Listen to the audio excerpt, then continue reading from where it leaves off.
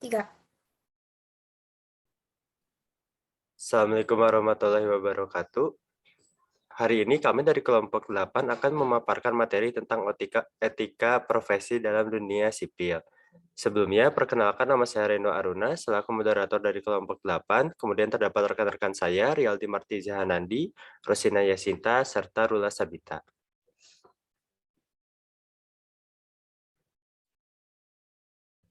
Baik, yang pertama adalah latar belakang akan dijelaskan oleh saya.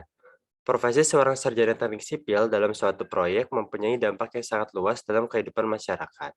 Dituntut suatu keahlian profesional serta dedikasi yang tinggi dalam pelaksanaan pekerjaannya, sehingga dapat menghasilkan mutu produk yang berkualitas dan melayani kebutuhan masyarakat khususnya di bidang infrastruktur.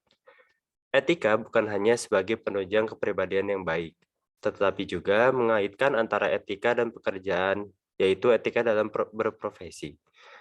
Dengan beretika, membuat seseorang dapat mengontrol diri agar tidak melampaui batas dan dapat menghindarkan diri dari berbagai permasalahan.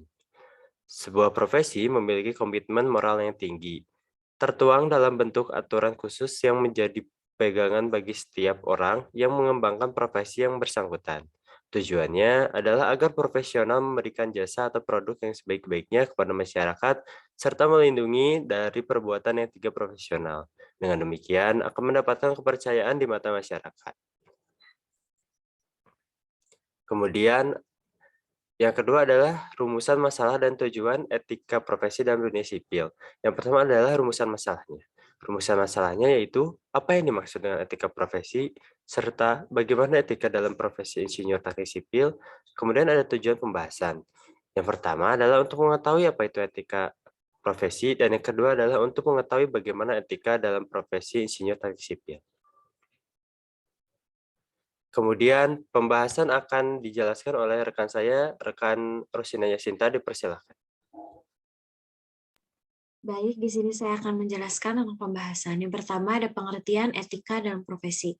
Etika profesi adalah suatu sikap etis yang dimiliki seorang profesional sebagai bagian integral dari sikap hidup dalam mengembang tugasnya serta menerapkan norma-norma etis umum pada bidang-bidang khusus atau profesi dalam kehidupan manusia. Etika profesi sangat berhubungan dengan bidang pekerjaan tertentu yang berhubungan langsung dengan masyarakat atau konsumen. Konsep etika tersebut harus disepakati bersama oleh pihak-pihak yang berada di lingkup kerja tertentu. Kode etik profesi dibuat agar seseorang profesional bertindak sesuai dengan aturan dan menghindari tindakan yang tidak sesuai dengan kode etik profesi. Etika profesi sangat berkaitan dengan sikap dan sifat profesional dan profesionalisme dalam melakukan setiap pekerjaan. Dalam etika profesi, sebuah profesi memiliki komitmen moral yang tinggi yang biasanya dituangkan dalam bentuk aturan khusus yang menjadi pegangan bagi setiap orang yang mengembangkan profesi yang bersangkutan. Tujuannya adalah agar profesional memberikan jasa atau produk yang sebaik-baiknya kepada masyarakat serta melindungi dari perbuatan yang tidak profesional.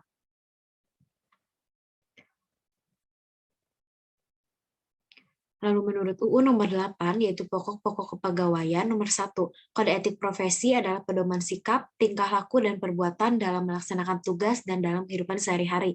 Nomor 2, kode etik profesi sebetulnya tidak merupakan hal yang baru, sudah lama diusahakan untuk mengatur tingkah laku moral suatu kelompok khusus dalam masyarakat melalui ketentuan tertulis yang diharapkan akan dipegang teguh oleh seluruh kelompok itu. Salah satu contoh tertuanya adalah Sumpah Hippocrates yang dipandang sebagai kode etik pertama untuk profesi dokter.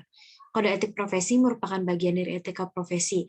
Kode etik ini lebih memperjelas, mempertegas, dan merinci norma-norma kebentuk yang lebih sempurna walaupun sebenarnya norma-norma tersebut sudah tersirat dalam etika profesi. Dengan demikian, kode etik profesi adalah sistem norma atau aturan yang ditulis secara jelas dan tegas, serta terperinci tentang apa yang baik dan tidak baik, apa yang benar dan apa yang salah, dan perbuatan apa yang dilakukan dan tidak boleh dilakukan oleh seorang profesional. Saya kembalikan kepada moderator. Baik, terima kasih rekan Rosina Yasinta. Kemudian ada pembahasan mengenai tujuan kode etik profesi akan dijelaskan oleh rekan Rula Sabita. Kepada Rula Sabita dipersilakan. Baik, terima kasih moderator. Di sini saya akan memaparkan tujuan kode etik profesi. Yang pertama ada untuk menjunjung tinggi martabat profesi, yang kedua untuk menjaga dan memelihara kesejahteraan para anggota, Yang ketiga, untuk meningkatkan pengabdian para anggota profesi. Yang keempat, untuk meningkatkan mutu profesi. Yang kelima, untuk meningkatkan mutu organisasi profesi. Yang keenam, meningkatkan layanan di atas keuntungan pribadi. Yang ketujuh, mempunyai organisasi profesional yang kuat dan terjalin erat. Dan yang terakhir, menentukan baku standarnya sendiri. Juga ada fungsi dari kode etik profesi adalah yang pertama memberi pedoman bagi setiap anggota tentang profesionalitas yang digariskan, yang kedua sebagai sarana kontrol sosial bagi masyarakat atas profesi yang bersangkutan, dan yang terakhir mencegah campur tangan pihak di luar organisasi profesi tentang hubungan etika.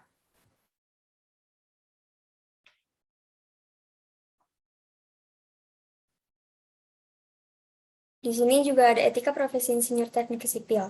Insinyur adalah sebuah profesi yang penting di dalam pelaksanaan pembangunan karena banyak berhubungan dengan aktivitas perancangan maupun perekayasaan semata.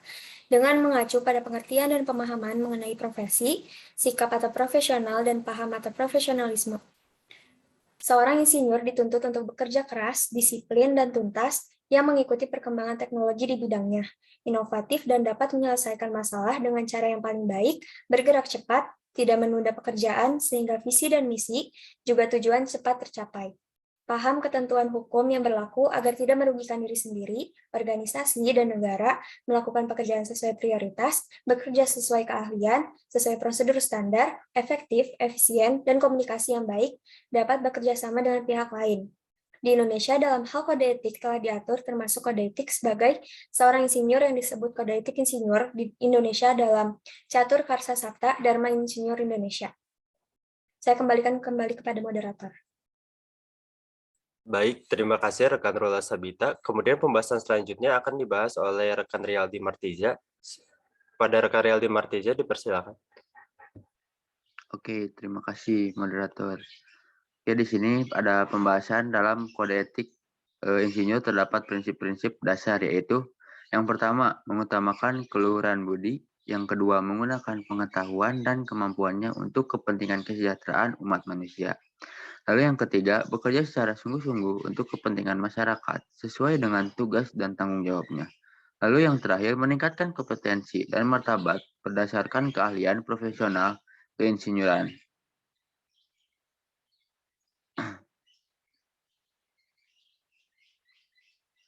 Nah, di sini ada pembahasan tuntutan sikap yang harus dijalankan oleh seorang insinyur. Yang pertama, insinyur Indonesia senantiasa mengutamakan keselamatan, kesehatan, dan kesejahteraan masyarakat. Lalu yang kedua, ada insinyur Indonesia senantiasa bekerja sesuai dengan kompetensinya. Lalu yang ketiga, ada insinyur Indonesia hanya menyatakan pendapat yang dapat dipertanggungjawabkan. Lalu yang keempat, ada insinyur Indonesia senantiasa menghindari terjadinya pertentangan kepentingan dan dalam tanggung jawab tugasnya. Lalu yang kelima, ada insinyur Indonesia senantiasa membangun reputasi profesi berdasarkan kemampuan masing-masing. Yang keenam, insinyur Indonesia senantiasa memegang teguh kehormatan, integritas, dan martabat profesi. Lalu yang terakhir ada insinyur Indonesia senantiasa mengembangkan kemampuan profesionalnya.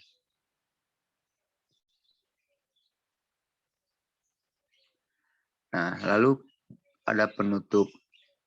Dapat disimpulkan bahwa dalam pekerjaan seorang sarjana teknik pada suatu proyek harus memiliki persyaratan sebagai seorang profesional yang berkompeten dan dapat bertanggung jawab agar menghasilkan produk yang bermutu khususnya di bidang infrastruktur.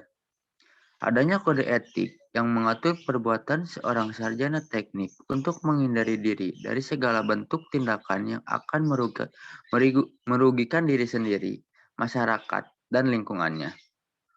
Sehingga dalam bekerja, sebaiknya diawali dengan niat yang ikhlas dan komitmen moral yang tinggi. Penerapan etika profesi memiliki peran sangat penting dalam dunia teknik sipil, khususnya bagi sarjana teknik. Maka sangat penting pendidikan yang mempelajari etika untuk mendukung profesi seorang insinyur sipil.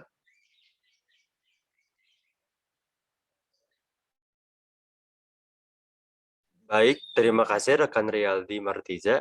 Kemudian ini terlampir daftar pustaka merupakan jurnal-jurnal yang kita ambil untuk untuk mengisi materi-materi yang barusan telah kita sampaikan.